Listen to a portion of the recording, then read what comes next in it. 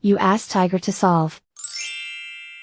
This deals with linear equations with one unknown. The final result is s equals -2. Let's solve it step by step. Swap sides. Group all constants on the right side of the equation. Add 7 to both sides. Simplify the arithmetic.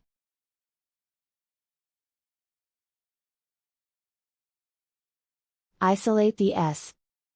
Divide both sides by -8. Cancel out the negatives. Simplify the fraction. Move the negative sign from the denominator to the numerator. Find the greatest common factor of the numerator and denominator. Factor out and cancel the greatest common factor.